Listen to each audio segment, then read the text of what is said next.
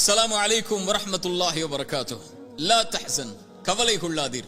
எதை குறித்து சகோதரரை கவலை கொள்ள வேண்டாம்? எதிர்காலத்தை குறித்து, நாளையை குறித்து. நாளை என் வாழ்க்கையில் என்ன நடக்கும்? எதை நான் பெறுவேன், இழப்பேன்? யாரிடத்திலே வந்து சேர்வார்கள்? யாரை விட்டு நான் பிரிவேன்?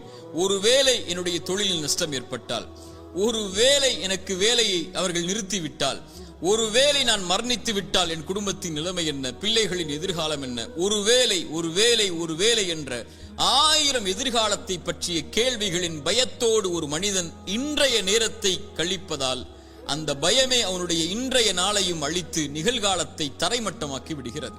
அந்த கவலையிலேயே மூழ்கி எதிர்காலத்தை நோக்கி நகராமல் இருளில் ஒரு மனிதன் தன்னை ஆக்கிக் கொள்கிறான். என் தோழனே, என் சகோதரனே, நாளை என் வாழ்வில் என்ன நடக்கும்? நான் எதை நோக்கி செல்கிறேன்? எதை நான் பெறுவேன் என்ற கல்வி யாரிடத்தில் இருக்கிறது? இறைவன் சொல்லுகிறான், எந்த ஒரு உயிரும் அறியாது அது நாளை எதை செய்யும் என்று. இறைவன் மேலும் சொல்லுகிறான், ஒரு செயலை நாளை நான் செய்வேன் என்று சொல்லாதீர்கள். எதுவரை? இறைவன் நாடினாலே அன்றி என்ற வார்த்தையை சேர்க்காமல் என்ன சொல்ல வருகிறான்? எதிர்காலத்தை பற்றிய எல்லா கல்வியும் இறைவன் ஒருவனிடத்தில் தான் இருக்கிறது. இறைத்தூதர் ஸல்லல்லாஹு அலைஹி வஸல்லம் சொன்னார்கள், இந்த வானங்கள் பூமிகளை இறைவன் படைப்பதற்கு முன்னதாக 50,000 ஆண்டுகளுக்கு முன்னதாகவே மனிதர்களின் விதியை இறைவன் எழுதிவிட்டான். எவ்வளவு நாள் இவன் வாழ்வான், எவ்வளவு நாளில் மரணிப்பான், எதை பெறுவான், எதை இழப்பான், இவனுடைய வாழ்வாதாரம் என்ன, இவனுடைய சொத்து என்ன, இவனுடைய நஷ்டம் என்ன, இவனுடைய உறவு என்ன, இவன் பிரிவது என்ன, எல்லாம் எழுதப்பட்டு விட்டது. வானங்கள் பூமி படைப்பதற்கு 50,000 ஆண்டுகளுக்கு முன்னதாகவே தாயுடைய கருவறையில் அவன் இருக்கும் போதே மீண்டும் அதை உறுதிப்படுத்தினான். இறைத்தூதர் ஸல்லல்லாஹு அலைஹி வஸல்லம் சொன்னார்கள், நல்லா கேட்டுக்கோங்க, உள்ளத்தை தட்டி இந்த ஹதீஸ் அந்த உள்ளத்துக்கு சொல்லிக் கொடுங்க.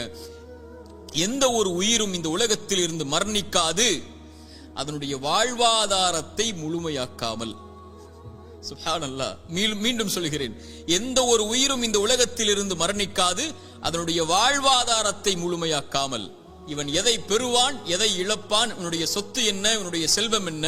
ஒரு மனிதன் தன்னுடைய கடைசி சொட்டு தண்ணீரை அருந்தும் வரை, ஒரு மனிதன் தன்னுடைய சுவாச காற்றின் கடைசி மூச்சை இறைவன் எழுதியதின்படி சுவாசிக்கும் வரை மரணம் வராது.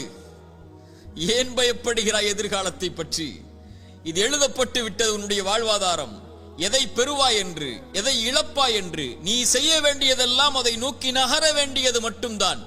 சோகம் வந்துவிட்டால், கவலை வந்துவிட்டால், இழப்பு வந்துவிட்டால், பிரிவு வந்துவிட்டால், இருட்டு அறையில் உட்கார்ந்து கொண்டு கண்ணீர் வடிப்பதை விட கிளம்பி செல் வெளிச்சத்தை நோக்கி.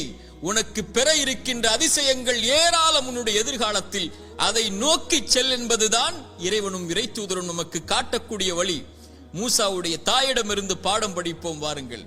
மூசாவுடைய தாய் ஒரு ஆண் குழந்தையை பெற்றெடுக்கிறாள். எப்படிப்பட்ட காலம்! ஃபிரௌன் கொடுங்கோலன் ஆண் குழந்தைகள் பிறந்தால் கையால் அறுத்து தூக்கி எறிந்தான் மனித சிறுவர்களுடைய குழந்தைகளை. மூசாவுடைய தாய் பயந்தார்கள், இந்த குழந்தையை ஃபிரௌன் கண்டுவிட்டால் கொன்று விடுவானே. இறைவன் சொன்னான், மூசாவுடைய தாயே, முடிந்தால் அந்த குழந்தைக்கு உணவை கொடு, இல்லை என்றால் ஆற்றிலே கொண்டு போய் விட்டு விடு. அவ்வளவுதான். நான் சொல்கிறேன் செய், எதிர்காலத்தை நான் முடிவு செய்கிறேன், நீ செயல்பட, அவ்வளவுதான்.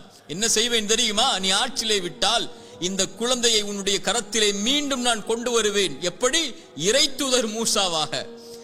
ஆற்றிலே விட்டார்கள். இறைவன் சொன்னான், அவன் பார்த்துக் கொள்வான் எதிர்காலத்தை, இந்த மூசாவுடைய எதிர்காலத்தை என்று. அந்த குழந்தை கரை ஒதுங்கியது எங்கே? ஃபிரௌன் எந்த குழந்தை கையில் கிடைத்தால் அறுத்து விடுவான் என்று பயந்தார்களோ அந்த ஃபிரௌனுடைய அரண்மனையுடைய வாயிலில் எடுத்தார்கள். ஃபிரௌனுடைய மனைவி அழகாக இருக்கிறதை, இதை வளர்த்து விடுவோம் என்று முடிவெடுத்தார்கள். ஃபிரௌன் அதை அந்த குழந்தைக்கு உணவை கொடுப்பதற்கு பெண்களை தேடினான். மூசாவுடைய தாய் அழைத்து கொண்டு வரப்பட்டார்கள். அவர்களுடைய கரத்தில் மூசா அலைஹிஸ்ஸலாம் ஒப்படைக்கப்பட்டார்கள். இறைவன் சொன்னான், திருப்பி கொண்டு வருவேன். எப்படி ஒப்படைக்கப்பட்டார்கள்? இறைத்தூதர் மூசாவாக. மூசாவுடைய தாய் பயந்தார்களா எதிர்காலத்தை? நபி யாக்கூப், நபி யூசுப் அலைஹிஸ்ஸலாம் விட்டார்கள் அவர்களுடைய சகோதரர்கள் கிணற்றிலே. பயந்தார்களா? அவர்களை அந்த கிணறுதான் அவர்களை அரண்மனைக்கு கொண்டு சென்றது. அவர்கள் சிறையில் அடைக்கப்பட்டார்கள். அந்த சிறைச்சாலை தான் அவர்களை சிம்மாசனத்திலே உட்கார வைத்தது. நபி யூசுப் பயந்தார்களா? எத்துணை இறைத்தூதர்களுடைய வாழ்க்கை ஆரம்பத்தில் எப்படி இருந்தது? இறைவன் சொன்னான், எதிர்காலத்தை பற்றி அவர்கள் கவலைப்படவில்லை. நபி நூஹ் கப்பல் கட்டினார். அங்கே வெள்ளம் இருந்ததா, ஆறு இருந்ததா? மலையை இறைவன் கொண்டு வருவான் என்று சொன்னான், அவன் கொண்டு வருவான். என் வாழ்வை சிறந்ததாகத்தான் இறைவன் அமைத்திருப்பான் என்று நான் நம்புகிறேன். அவன் அப்படித்தான் அமைத்திருப்பான். இன்று சோகம் நாளை அது மகிழ்ச்சியாக மாறும். இன்று கண்ணீர் நாளை அது சந்தோஷமாக மாறும். இன்றைய ஏழ்மை நாளை செல்வமாக மாறும். இன்றைய குழந்தையின்மை நாளை சிறந்த குழந்தையாக மாறும். இன்றைய உறவின் பிரிவு இதைவிட சிறந்த உறவை எனக்கு கொடுப்பான். இன்றைய இழப்பு இதைவிட அல்லாஹ் என்னை படைத்த இறைவன் இதைவிட சிறந்த ஒன்றை எனக்கு கொடுப்பான் என்ற நம்பிக்கையில் அவன் நகர்வான் வாழ்க்கையில். இறைத்தூதர் ஸல்லல்லாஹு அலைஹி வஸல்லம் சொன்னார்கள், இறைவன் மீது வைக்க வேண்டிய நம்பிக்கையை நீங்கள் உறுதியாக வைத்தால் எல்லா நேரங்களிலும் என் இறைவன் மீது நம்பிக்கை வைக்கிறேன், அவன் எனக்கு போதுமானவன். இன்றைய கஷ்டத்தை நீக்குவதற்கு அவன் எனக்கு வாக்கு கொடுத்திருக்கிறான். அவனுடைய பாதையில் நான் முன்னேறுகிறேன். அவனை நோக்கி இந்த கஷ்டத்தையும் இந்த சிரமத்தையும் இந்த இருளையும் இந்த சோகத்தையும் என் இறைவன் நீக்குவான்.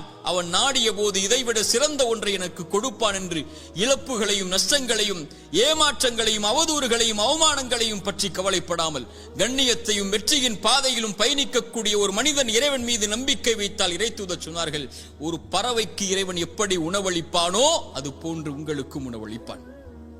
அவ்வளவுதான். பறவைக்கு உணவளிக்கக்கூடியவன் உங்களுக்கும் உணவளிப்பான். ஆனால் அந்த பறவை, இறைத்தூதர் சொன்னார்கள், காலையில் வயிறு காலியாக செல்கிறது, மாலை வயிறு நிரம்ப திரும்பி வருகிறது. அது காலையில் பசியாகத்தான் போகிறது. ஏன்? அது கூட்டுக்குள்ளேயே உட்கார்ந்து கொண்டு எனக்கு இறைவன் இந்த கூட்டில் உணவளிப்பான் என்று எதிர்காலத்தை பற்றிய பயத்தோடு உட்கார்ந்து இருக்கவில்லை. கிளம்பி செல்கிறது இறைவன் உணவளிப்பான் என்று. மாலையில் வயிறு நிரம்ப வருகிறது. அதுபோல் இறைவன் மீது வைக்க வேண்டிய நம்பிக்கையை உறுதியாக திடமாக தெளிவாக நீங்கள் வைத்தால் என் இறைவன் என்னை ஒருபோதும் கைவிட மாட்டான் என்று இந்த பறவைக்கு உணவளிப்பதை போல் இறைவன் உங்களுக்கும் உணவளிப்பான். நான் எப்போதும் சொல்வதுதான் ஒரு அறிஞருடைய வார்த்தை. ஒரு இருள் சூழ்ந்த நேரத்தில் ஒரு இருண்ட பாறையில் ஒரு கருப்பு எறும்பு ஊர்ந்து சென்றால் அதை இறைவன் கண்காணிக்கிறான். அது நடக்கக்கூடிய சப்தத்தை இறைவன் கேட்கிறான். அது உள்ளத்திலே எண்ணக்கூடிய எண்ணங்களை இறைவன் அறிகிறான் என்றால், என் கண்ணீரையும் என் சோகத்தையும் என் கவலைகளையும் என் துக்கத்தையும் என் இறைவன் அறியாமல் இருப்பானா? அவன் சொல்லுவதெல்லாம் கிளம்பிச் செல், இருளில் உட்காராதே, சோகம் வந்துவிட்டால் தனிமையில் உட்கார்ந்து கலங்கிக் கொண்டிருக்காதே, பிரிவு வந்து விட்டால், ஒன்றை இழந்து விட்டால் துவண்டு விடாதே, கிளம்பி செல். அடுத்தடுத்த வாழ்க்கை உனக்கு எதிர்நோக்கி இருக்கக்கூடிய அதிசயங்கள் ஏராளம். உட்கார்ந்து கொண்டால் கிடைத்து விடாது மானிடா, கிளம்பி செல். இறைவன் உன்னை சிறந்த வாழ்க்கையில் வாழ வைப்பான். ஒரு இறை நம்பிக்கை கொண்டவன் எதிர்காலத்தை பற்றிய எந்த பயமும் கொள்ளாமல், கடந்த காலத்தை பற்றிய எந்த கவலையும் கொள்ளாமல், இன்றைய நாளை முறையாக பயன்படுத்தி எதிர்காலத்திற்காக தன்னுடைய வாழ்வை செதுக்குவான்.